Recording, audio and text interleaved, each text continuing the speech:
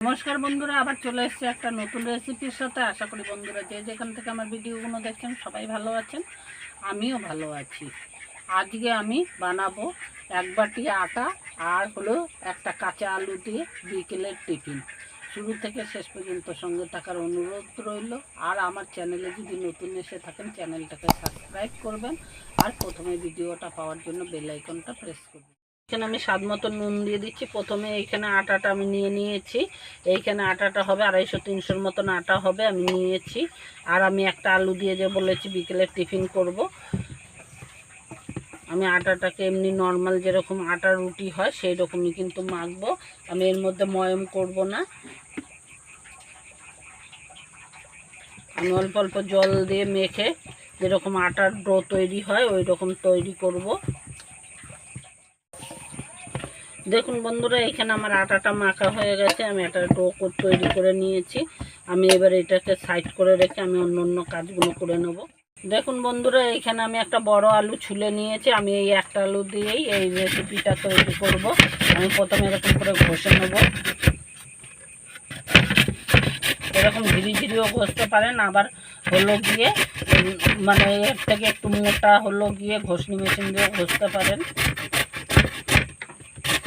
দেখুন বন্ধুরা, এইখানে আমি আলুটাকে ধুয়ে নিয়ে এসেছি এইভাবে পরিষ্কার করে। আর এইখানে আমি একটা বড় সাইজের পেঁয়াজ কুচি করে নিয়েছি, আমি সেটা দিয়ে দিচ্ছি। আমি কিন্তু আজকে বেশি সবজি দেব না, এইখানে শুধু টমেটোর কুচি করে নিয়ে এসেছি সেটা দিয়ে দিচ্ছি। আর ধনেপাতা কুচি। আমি কিন্তু আরও বেশি জিনিস দিয়ে তৈরি করছি না, খুব অল্প জিনিস ঘরে থাকা জিনিস দিয়েই করছি। এখানে আমি একটু সাদা জিরে দিয়ে দিলাম, একটু জিরে ধনের গুঁড়ো দিয়ে দিলাম।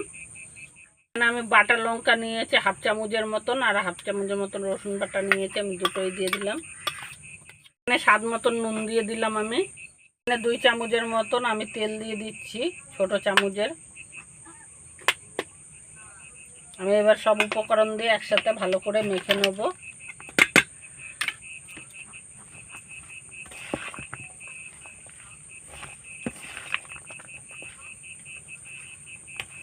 দেখুন বন্ধুরা, বানানোটা কিন্তু খুবই সহজ। ঘরে আলু দিয়ে আরও সবজি যদি এখানে পছন্দ করেন আপনারা ক্যাপসিকামও দিতে পারেন বা অন্য অন্য সব জিনিস অ্যাড করতে পারেন। আমি আজকে খুব বেশি জিনিস দিয়ে করছি না, আমি খুব অল্প জিনিস দিয়েই করলাম। আমি এটাকে ভালো করে মেখে নেব। দেখুন বন্ধুরা, আমি মিশিয়ে রেখে দিলাম। যতক্ষণ আমি অন্য কাজগুলো করব ততক্ষণে যা মশলা আমি দিলাম একদম আলুর ভেতর পর্যন্ত চলে যাবে। আমি এটা সাইড করে রেখে দিচ্ছি।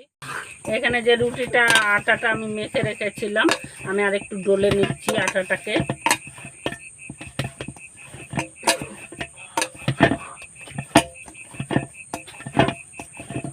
আমি এবারে একটু লেচি করে নেব। আমি খুব বড় লেচি করব না, আমার যে রুটির সাইজ হয় রুটির সাইজের একটা করে লেচি করে নেব এরকমভাবে।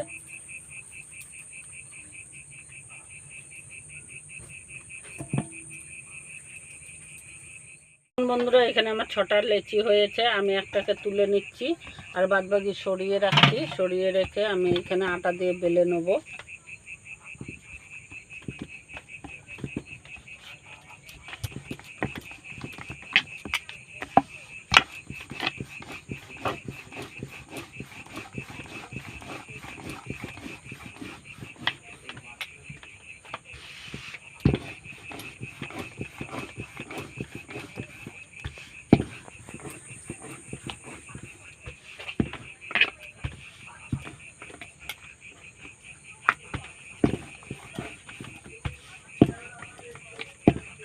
দেখুন বন্ধুরা, আমি এইখানে রুটির মতনই কিন্তু পাতলা করে বেলে নিয়েছি।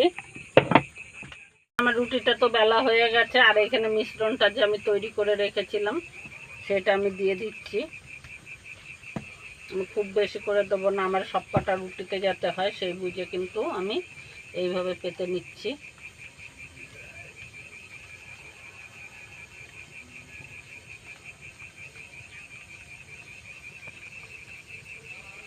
এখানে আমি সস ব্যবহার করলাম না আজকে ভেতরে, আপনারা চাইলে সস দিতে পারেন।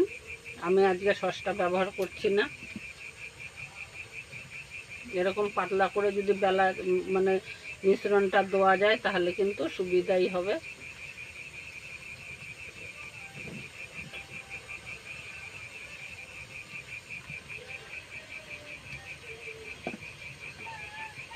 দেখুন বন্ধুরা, আমার দেওয়া হয়ে গেছে মিশ্রণটা এইভাবে।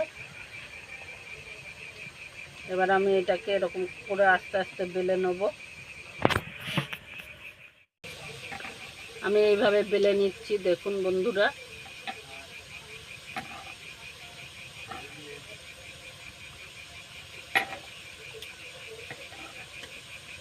এটা আর জল লাগানোর কোনো প্রয়োজন নেই, এটা এইভাবে কিন্তু আটকে যাবে। দেখুন আমার একটা কিন্তু তৈরি হয়ে গেছে বন্ধুরা।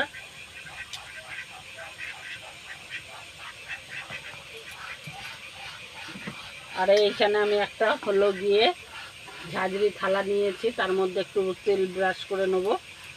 আমি একবারে এটার মধ্যে বসিয়ে দেবো, যাতে নাকি হলো অন্যটায় না রাখতে হয়।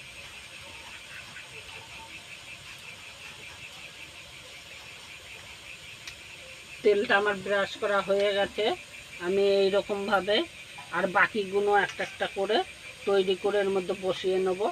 বন্ধুরা, এখানে আমি চারখানা রেডি করে নিয়েছি, আর এইখানে আমি একটু গরম জল বসিয়ে নিয়েছি। এর উপরে একটা ভাতের হাঁড়ির স্ট্যান্ড দিয়ে দিলাম, দিয়ে আমি এর উপরে বসিয়ে দেবো আস্তে করে। বসিয়ে আমি এখানে একটা গামলা দিয়ে চাপা দিয়ে দিচ্ছি 10 মিনিটের জন্য। 10 মিনিট পরে খুলে দেখাচ্ছি। এখানে আমার 10 মিনিটের মতন হয়ে গেছে এটাকে সেদ্ধ করা। আমি এবার এটাকে খুলে নিচ্ছি গামলাটাকে। দেখুন ভেতরটা কিন্তু শক্ত হয়ে গেছে, একদমই শক্ত হয়ে গেছে। আমি এবার এটাকে নাবিয়ে নেব।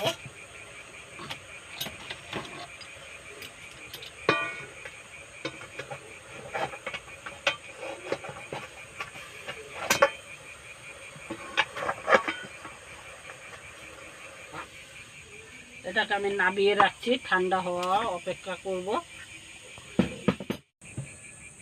এখানে আমি 2 চামচের মতন হলো গিয়ে ময়দা নিয়ে নিচ্ছি বন্ধুরা। আমি এখানে একটা ব্যাটার তৈরি করব। আমি একটু সাদা জিরে দিয়ে দিলাম, একটু নুন দিয়ে দিলাম, একটু লঙ্কার গুঁড়ো দিলাম। আমি কালারের জন্য 1 ফোঁটা ফুড কালার দিয়ে দিলাম। আমি সব উপকরণগুলো একসাথে করে মিশিয়ে নেব। মিশিয়ে আমি অল্প অল্প করে জল দিয়ে একটা ব্যাটার তৈরি করব। এটা কিন্তু খুব গাঢ়ও হবে না, আবার খুব পাতলাও হবে না, মোটামুটি আমি দেখাচ্ছি ব্যাটারটা তৈরি করে কেমন হবে, যাতে দলা না পেকে যায়।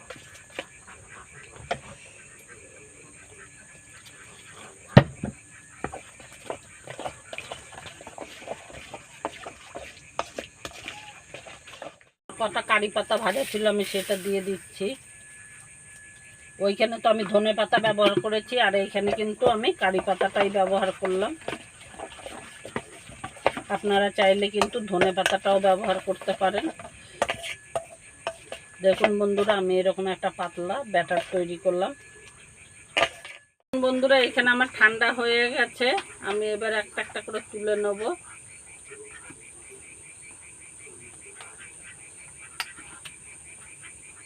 এখানে আমি একটু ছাড়িয়ে নিচ্ছি, আটকে গেছে একসাথে দোয়াতে।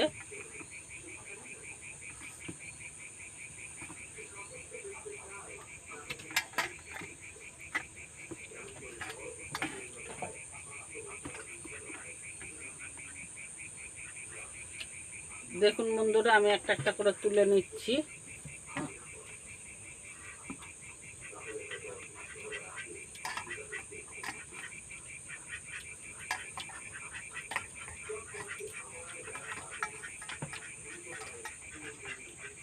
এটা একটু ফেটে গেছে, দেখুন এগুলো সবই ঠিকঠাক হয়ে গেছে। এবার আমি এটা নামিয়ে নিলাম।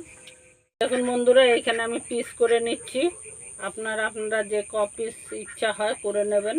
আমি এখানে 2 পিস করেই করছি এরকমভাবে।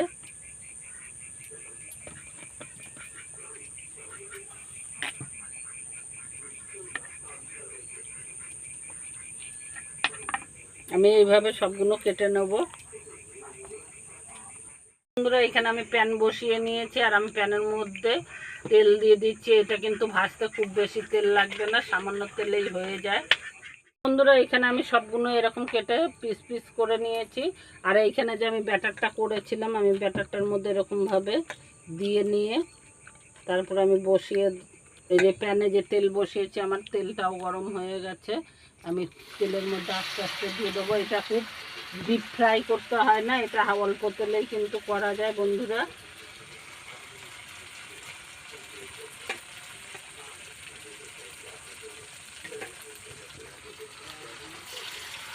আমার প্যানে যে কটা আসবে আমি সে কটা দিয়ে দেবো।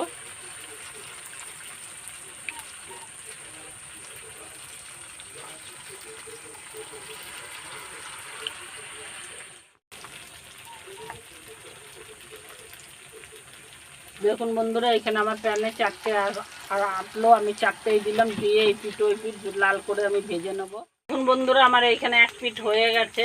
আমি এটা খুব বেশি সময় ভাজতে লাগে না, আমার এক পিঠটা খুব সুন্দরভাবে লাল হয়ে গেছে। আমি একটা কাঁটা চামচের সাহায্যে কিন্তু উল্টে পাল্টে দিচ্ছি।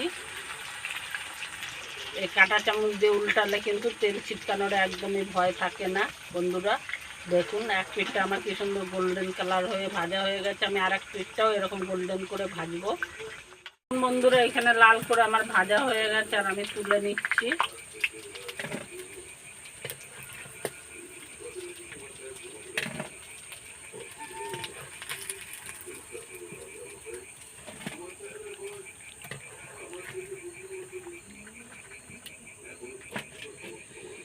দেখুন বন্ধুরা কত সুন্দর লাল করে ভেজেছি, আর দেখতে যতটা সুন্দর হয়েছে খেতে ততটাই সুন্দর হবে। আমি একইভাবে আবারও দিয়ে দিচ্ছি,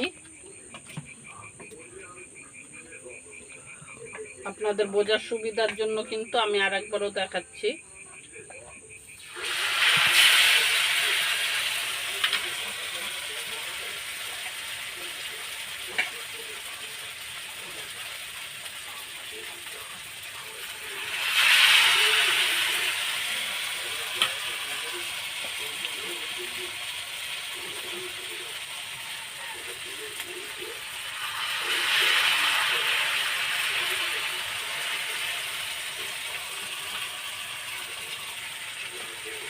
আমার বাকিগুলো গরম আছে বলে আমি ওইটা পরে খেপে করেছি বলে, সেই জন্য কিন্তু আমার ওইটা এখনো ঠান্ডা হয়নি বলে তুলিনি। আমার এইটা হয়ে যেতে যেতে হয়ে যাবে ওইটা ঠান্ডা। আমি এইটা একই প্রসেসে ভেজে নেবো, এইভাবে উল্টে পাল্টে লাল করে। বন্ধুরা আমার বিকেলের টিফিনটা তৈরি হয়ে গেছে, কত সুন্দর হয়েছে আর কতটাই বা খাস্তা হয়েছে। আওয়াজ শুনে আপনারা নিশ্চয়ই বুঝতে পারছেন কীরকম খাস্তা হয়েছে। আমি ভেঙেও দেখাচ্ছি একটা, দেখুন ভেতরটা কত সুন্দর, এখনও গরম আছে, একটু ঠান্ডা হলে ভালো লাগবে। এরকম রেসিপি পেতে আমার চ্যানেলটাকে সাবস্ক্রাইব করবেন, বন্ধুদের সঙ্গে অনেক অনেক শেয়ার করবেন, লাইক দেবেন, আবার কমেন্টে জানাবেন কেমন লাগছে আমার রেসিপি। আবার একটা নতুন রেসিপির সাথে দেখা হচ্ছে, ততক্ষণ সবাই ভালো থাকবেন, ধন্যবাদ।